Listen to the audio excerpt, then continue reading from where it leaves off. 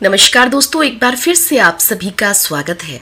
आज मैं बात करने वाली हूँ निर्जला एकादशी की, जिसे कि साल की सबसे बड़ी एकादशी भी कहा जाता है।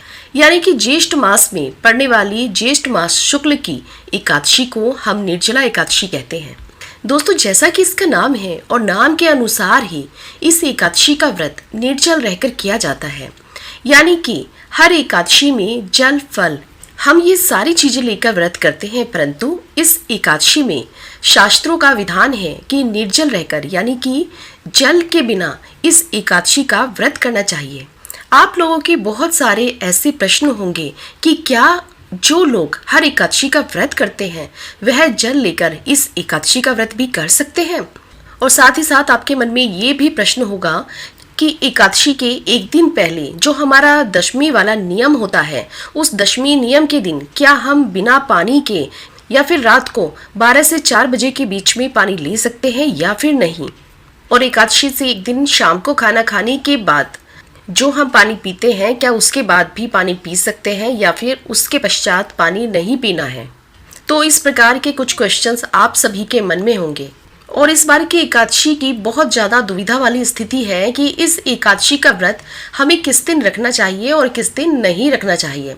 तो दोस्तों, क्योंकि इस बार दोनों दिन हमें एकादशी मिल रही है, यानी कि 17 और 18 को, तो ऐसे में दुविधा की स्थिति बनी हुई है कि किस दिन का व्रत हमारे लिए श्रेष्ठ होगा।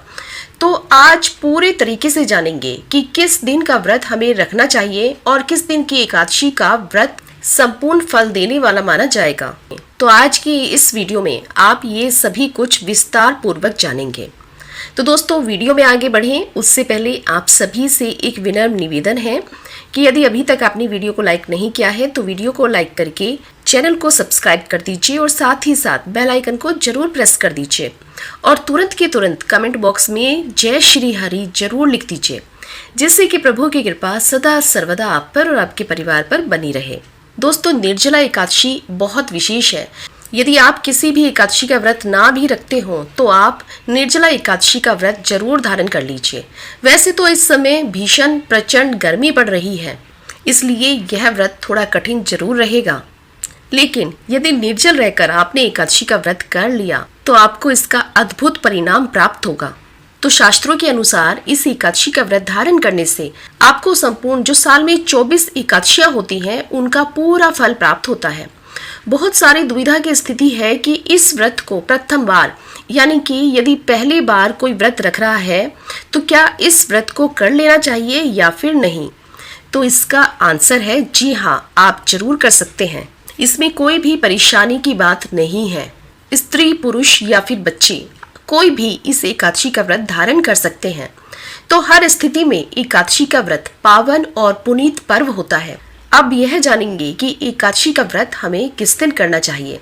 तो देखिए दोस्तों, ज्येष्ठ मास के शुक्ल पक्ष की एकादशी तिथि की शुरुआत 17 जून को सुबह 4:43 पर होगी और वहीं इस तिथि का समापन 18 जून को सुबह 6:43 पर होगा। तो ऐसे में निर्जला एकादशी का व्रत 18 जून को रखा जाएगा। बहुत सारे ऐसे प्रश्न आ रहे हैं कि 17 जून को जब पूरे दिन की एकादशी हमें मिल रही है, बल्कि ब्रह्म मुहूर्त में ही हमें एकादशी मिल रही है, तो यह व्रत हम उस दिन क्यों नहीं कर सकते हैं। तो यह तो कंफर्म है कि 17 जून की एकादशी दशमी युक्त नहीं है। फिर हम क्यों इस एकादशी का व्रत धारण नहीं कर रहे हैं, क्यों हम 18 जून की एकादशी का व्रत धारण कर रहे हैं। तो दोस्तों, एकादशी में केवल एक व्रत करना ही उत्तम नहीं होता है, बल्कि व्रत करते हुए एकादशी का पारण भी अत्यंत महत्वपूर्ण माना जाता है। जैसा कि 17 जून की एकादशी का जो पारण होगा वह 18 जून को हरिवासर समाप्त होने के काफी समय बाद हो रहा है। लगभग 1:30 बजे के बाद हरिवासर 18 तारीख को समाप्त हो रहा है और ऐसे में निर्जला एकादशी का व्रत बहुत लंबा रखा जाएगा। यानी कि आप समझ ही सकते हैं, एक तो इतनी भीषण गर्मी और उस पर से एकादशी व्रत धारण करना, वो भी एक नहीं बल्कि 1.5 दिनों का। तो ऐसे में यह व्रत बहुत ही मुश्किल हो जाएगा। यदि आप अगले दिन 1:30 बजे के बाद जल का सेवन करेंगे तो आप समझ ही सकते हैं कि इस एकादशी का व्रत करना अत्यंत ही दुर्लभ हो जाएगा। तो इसलिए उत्तम यही रहेगा कि आप 18 जून को व्रत करें। अब 18 जून को किसी भी स्थिति में संशय ना करें, बल्कि यह एकादशी आपके लिए द्वादशी मिश्रित एकादशी है, जो कि अत्यंत ही शुभ मानी जाती है। शास्त्र कहते हैं कि ऐसी एकादशी का व्रत करने से हजारों गोदान करने के बराबर का लाभ मिलता है। क्योंकि देखिए 18 तारीख में सुबह 6:42 तक एकादशी तिथि रहेगी, तो ऐसे में उदया तिथि की आज की एकादशी भी हो जाएगी और पूरे दिन की द्वादशी भी हो जाएगी। इसलिए आपको इस बात का ध्यान रखना है कि आपको 18 जून को बिना किसी संदेह के एकादशी का व्रत धारण करना है। तो चलिए, हमारी यह बात तो स्पष्ट हो गई कि एकादशी का व्रत कब धारण करना है। अब जान लेते हैं कि व्रत कैसे करें। तो देखिए, जो लोग पहले से साल की सभी एकादशियों का व्रत करते आ रहे हैं और उनमें यदि शारीरिक क्षमता नहीं है, शरीर कमजोर है, वह जल और फल लेकर एकादशी का व्रत धारण कर सकते हैं। यदि शारीरिक क्षमता में सामर्थ्य नहीं है तो आप निर्जला एकादशी का व्रत अवश्य धारण करें। जल और फल लेकर एकादशी का व्रत धारण कर सकते हैं। यदि आप शारीरिक क्षमता में सामर्थ्यवान हैं तो आप निर्जला एकादशी का व्रत निर्जल रहकर करें, क्योंकि यह एकादशी कार्तिक एकादशी के समान पुण्य फल देने वाली है। अब जो लोग पहली बार व्रत करना चाहते हैं और वह यह नहीं जानते हैं कि व्रत किस प्रकार से करना है, तो आप संपूर्ण विधि जान लीजिए। तो पहला जो क्वेश्चन आप लोगों की तरफ से आ रहा है वह यह है, क्या दशमी तिथि यानी कि 17 तारीख की रात को खाना खाने के बाद, यानी कि जब हम अपना खाना बंद कर दें, तो उसके पश्चात रात में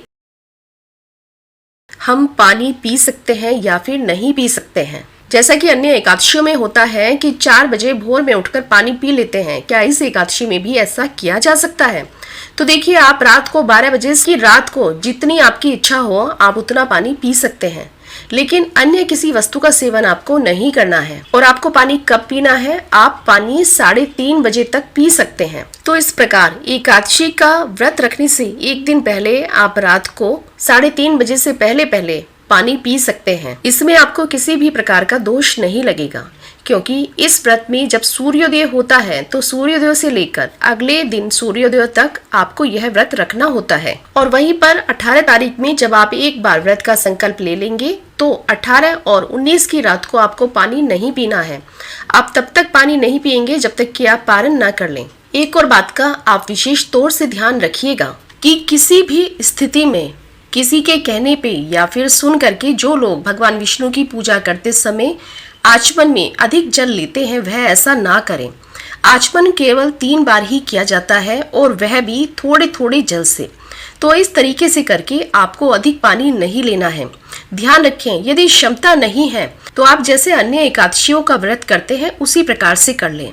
अब मैं आपको दूसरी बात बता दूं दोस्तों कि आपको व्रत कैसे करना है। आप इस बात का भी विशेष तौर से ध्यान रखिएगा, यदि घर में परिवार में कोई व्यक्ति व्रत नहीं कर रहा है तो कम से कम उस दिन तुलसी के पौधे को ना छुएं और घर में चावल कदापि ना बनाएं। तो इस बात का विशेष तौर से ध्यान रखिएगा, तुलसी जी में जल ना चढ़ाएं और ना ही तुलसी जी को छुएं। यदि आप सामर्थ्यवान हैं तो आप एक काम जरूर कर लीजिए, पीला कपड़ा भगवान विष्णु को, शालिग्राम जी को, ठाकुर जी को जरूर चढ़ाएं। और देखिए, ककड़ी, खीरा, मौसमी फल, आम वगैरह जो भी उपलब्ध हो सके, कम से कम अधिक नहीं तो पीले कपड़े में कुछ फल जरूर बांध दें। ये फल बांधकर आप किसी जरूरतमंद को या फिर ब्राह्मण को दान जरूर करें। एकादशी के दिन 18 तारीख को अब आप एक चीज का और ध्यान रखिएगा कि एकादशी के दिन किसी को भी भला बुरा ना कहें, बेमतलब की मिथ्या भाषण से बचें, क्योंकि इस दिन किया गया दान पुण्य 1000 गुना फल देता है और उसी प्रकार से इस दिन किए गए पाप कर्म भी 1000 गुना ज्यादा ही दंड देते हैं। तो इसलिए आप इस बात का विशेष तौर पे ध्यान रखिएगा। जितना ज्यादा से ज्यादा संभव हो एकादशी वाले दिन आप भगवान विष्णु का स्मरण करते रहें।